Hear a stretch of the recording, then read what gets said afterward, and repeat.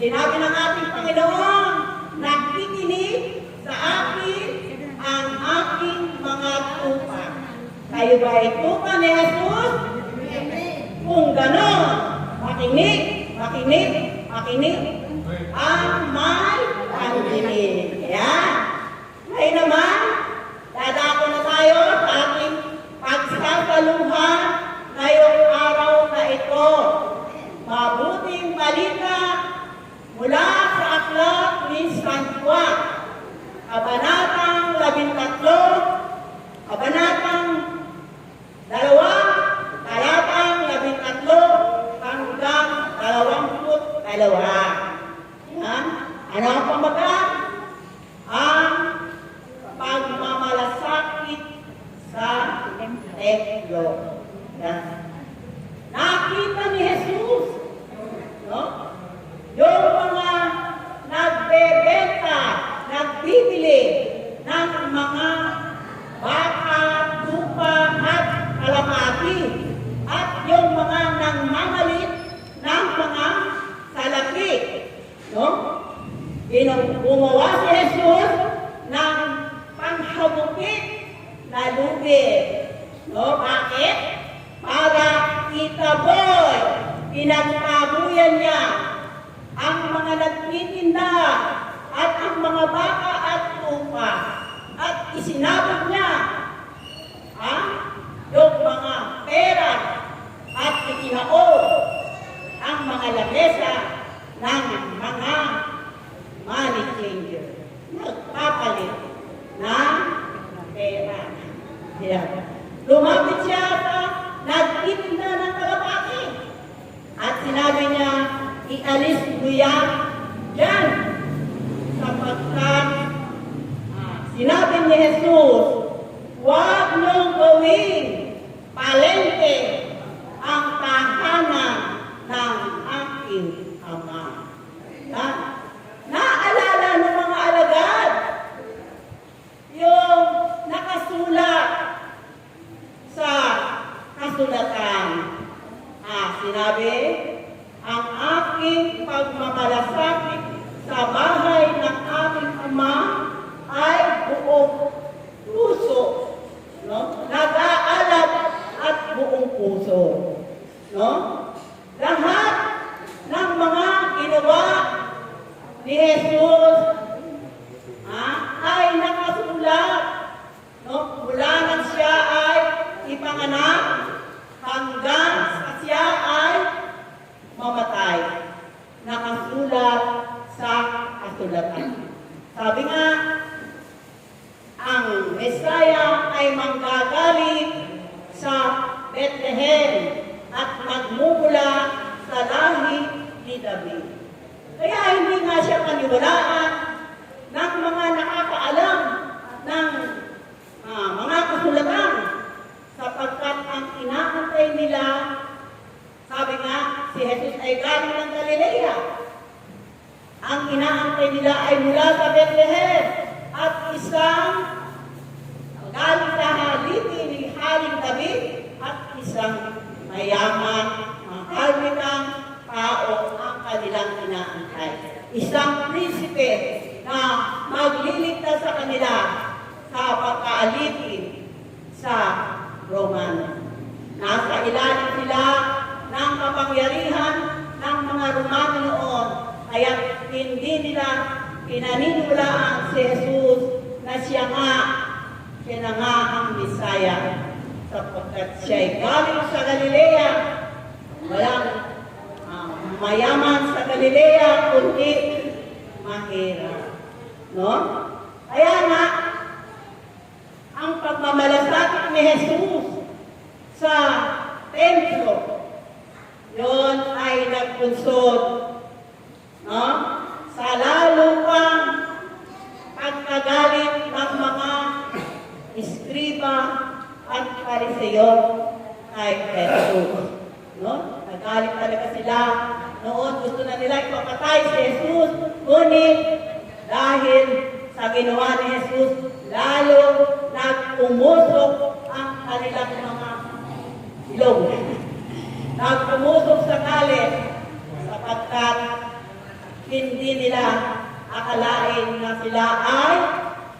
gagawin ni Jesus? Palalayasin. Itataboy sa templo. No? Hinagupin. Bakit nga ba nagtayo? Naglagay ang mga Pariseo ng mga nagtitinda sa templo. Bakit naglagay? Ang sabi, kunwari, ang gusto nila ay maging magalit para sa mga tao dahil sila'y naghahandog, inihahandangan nila yung mga hayop na ihahandog. No? At saka, naglagay din sila ng money changer para yung mga taga-malayo, no, na iba ang kanilang salapi ay mapalitan agad. Amen. Pero sa katotohanan, no, ang talagang kaya sila naglagay ng mga nagtitinda doon ay para sa kanilang mga kita. Amen. Nakikita ng mga Pariseo, no? Sapagkat, sabi nga ng Panginoon, ginagawa niyong ugat ng mga magnanakaw at mandaraya ang tahanan ng aking Ama. Bakit? Sapagkat napakataas ng mga bilihin. No? Tinataasan nila sapagkat ando na nga, wala na magagawa yung mga tao para hindi bumili. Talaga swak na swak. No? Swak na swak yung pagkakagawa nila doon sa mga paninda nila. Kaso mga, no? Ginawa ni Jesus, pinagtrabuyan sila. Kasi nga, ang tahanan ng Diyos ay hindi nila iginalang. Sinalaula nila, ginawang parang palengke, no? Kaya si Jesus malasakit sa tahanan ng kanyang amang napakangit. Amen? Sa pagmamalasakit ng ating Panginoon, no? Marami yung nagalit sa kanya at sinabi, ano ang karapatan mo na gawin ang mga bagay na yan? Magpakita ka ng tanda para masabi mong ikaw ay may karapatan gawin ang mga bagay na yan. Gawin. Kami ay taboy mo. No? Taboy sa labas ng templo. No? Sinabi ni Jesus, ibain niyo ang templong ito at itatayo ko sa loob ng 3 araw. Yan. Sabi ng mga Hudyo, 46 na taon ginawa ang templong yan. 3 araw mo lang gagawin. Yan. Ngunit hindi nila naunawaan ang sinasabi ni Jesus na ang templo kanyang sinasabi ay ang templo ay ang kanyang katawan. Ang katawan niya na namatay at muling nabuhay sa iklog ng 3 araw. So yun, sapagkat nang mamatay at mabuhay na muli ang ating Panginoon, tayong lahat ay iniligtas niya sa kasalanan. Bakit ba tayo bakit ba si Jesus ang nagbubo ng kanyang dugo para tayo ay iligtas sa kasalanan? Sapagkat si Jesus ay walang kasalanan. Tanging walang kasalanan ang pwede magligtas sa mga makasalanan. Amen? Kaya, ang dugo ni Jesus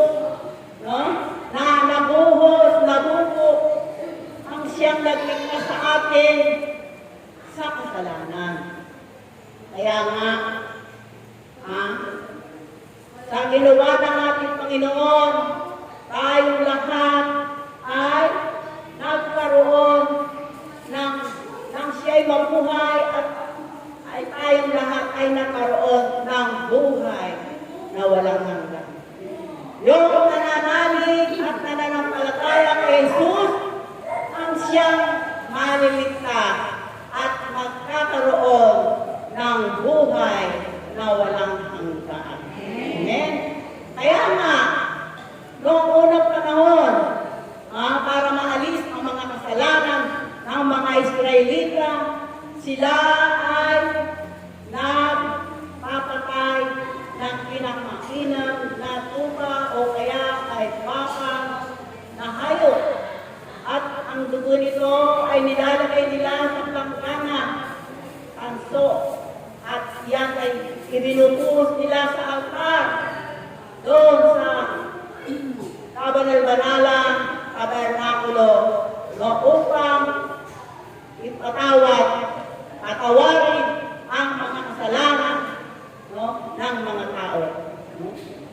At yung nakikira, iwiniwisik sa ulo ng mga Israelita upang sila ay makatawad. Kaya naman, ngayong panahon ito, panahon ng ating Panginoon, si Jesus na ang nagbubo ng kanyang dugo nang siya'y mamatay sa bundok ng Kalbaryo. No? Sa kanyang pagkamatay, ano ang nangyari sa kortina sa templo? Ito ay nahati. Bakit nahati? Sapagkat natapos na ang paghahandog ng mga hayop, ng dugo ng mga hayop, sapagkat inihandog na ang ating Panginoon Jesus ang kanyang buhay. Ang kanyang dugo na siyang nagbigay, nag-alis ng ating mga kasalanan. Kaya napakabuti ng ating Panginoon dahil siya ay nagpakasakit para lang sa atin na tayo ay maligtas sa parusa ng Diyos na nakaabang o pagdating ng wakas ng panahon. No? Tayo ay tinango ni Jesus sa kasalanan. Kaya na siya'y mabuhay, no? Tayo man ay nabuhay din. At siya'y mamatay, ang ating mga kasalanan, namatay din. Kaya talagang napakabuti ng ating Panginoon. Amen? Palakpakan natin ang ating Panginoon. Hallelujah! Praise God!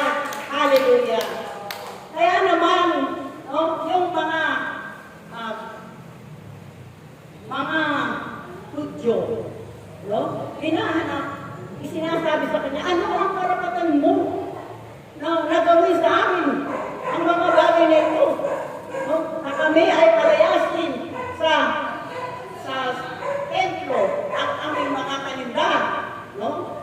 Kapagkat sila ay may karapatan, ang mga Pariseo ay may karapatan magtinda sa templo sapagkat sila ay humingi ng karapatan doon sa nangangasiwa ng templo. Ang hindi nila alam, si Jesus ay higit na may karapatan sa kanila. Bakit? Sapagkat siya ang anak ng may-ari ng templo. Diba? Siya ang anak ng Diyos. No? Kaya siya ang may karapatan kung ano ang gustong gawin niya sa templo. No? Malasakit nga si Jesus sa templo kapag sinasalaulanan nila ang templo. Amen? Kaya nga, binigay na kay Jesus ang karapatan sa langit, sa lupa, sa ilalim ng lupa. No? Ang lahat, ang kapangyarihan, at ang lahat ibinigay nila kay Jesus. Lahat ng tuhod ay luluhod kay Jesus. No? mga tuhod ng mga anghel na sila ay maninikluhod sa ating Panginoon sapagkat siya ang Diyos, no, na taas-taasan. Amen? Siya ang Diyos. Kaya tayo, no, dahil siya ay anak, tayo ay mga alipin, no, binigyan tayo ng karapatan. Pagkat wala tayong mamanahin, kung tayo ay alipin, no, di ba? Ang anak ay mamanahin sa bahay, pero ang alipin, walang mamanahin. Pero tayo ay binigyan ng karapatan ng ating Panginoong Jesus na maging mga anak ng Diyos. Amen? Kaya tayo, may karapatan tayo sa kayamanan sa langit. Amen? Kapag paari ng ating Amang nasa langit, tayo ay mga anak ng Diyos. Amen? Anak ba kayo ng Diyos? Amen. Kung ganon, ating sundin ang kanyang mga utos. Sundin natin ang utos ng ating Panginoon upang tayo ay makaakyat sa langit. Amen? No? Tunay nga na tayo nilalang ng Diyos, ginawa, nilikha ayon sa kanyang wangis. No? Hindi tayo ginawang robot. Tayo'y binigyan ng karapatan upang anuman ang ating gawin. Kung gusto natin sumuway, pwede. Kung gusto natin sumunod, pwede rin. Binigyan tayo ng karapatan, no, ng ating Panginoon kung ano ang dapat natin gawin sa ating mga buhay. Ano ang gusto niyong gawin? Sumunod? Amen! Huwag sumuway. Kapag tayo sumunod sa ating Panginoon, magmamana tayo ng kaharian sa langit. Kapag tayo sumuway, anong mangyayari? Mapapahamak tayo at kakampi natin ang parusa na itinakda ng Diyos para sa mga suwain. Amen. Palakpakan natin ang ating Panginoon. Hallelujah. Praise God. Hallelujah.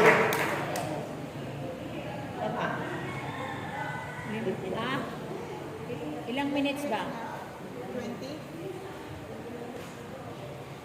Isa na lang. Hallelujah. Hallelujah. Hallelujah. Isa na lang. 1 minute na lang. Kung kaya't ang aking pag-ubilin sa inyo, aking mga kapatid, sa pananampalataya. Pagsumikapan natin na pakinggan ang mga ipinag-uutos ng Diyos. At ito'y sundin natin na naaayon sa Kanyang kalooban. Lagi natin isapuso ang Kanyang mga salita na ating napapakinggan, na ating napag-aaralan, na ating pagdinilayan sa araw-araw nating pamumuhay. Dahil ito ang makatutulong sa bawat isa sa atin upang umunlad ang ating pananalig, ang ating pagtitiwala, ang ating pananampalataya. Higit sa lahat, tayo ay pagpapalain ng Diyos sa amang araw. Diba? Dapat natin sundin ang kalooban ng Diyos. Yan. Para tayo ay magbunga, no, ang lahat ng magbunga na ibinibigay ng ating Panginoon. No? Kaya nga, ngayon, ang maikatapubilin ko lang, manatili tayo sa ating Panginoon upang ang Panginoon ay manatili sa atin. Maglingkod tayo ng tapat hanggang wakas. Ang naglilingkod ng tapat hanggang wakas, ang siyang maliligtas. Amen! Palakpakan natin ang ating Panginoon. Hallelujah! Praise God!